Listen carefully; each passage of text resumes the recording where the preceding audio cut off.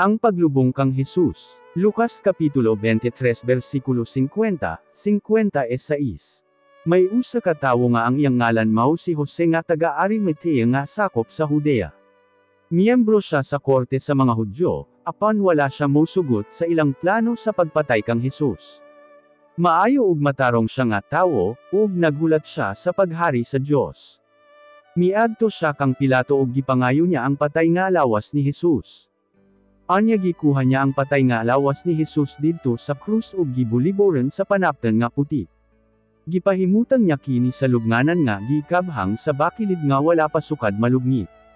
Adlaw kadto sa pagpangandam alang sa adlaw nga igpapahulay.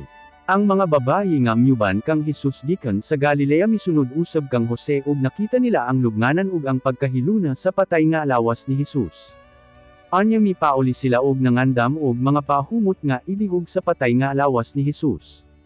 Apan sa adlaw nga igpapahulay, namahulay sila sumala sa kasuguan.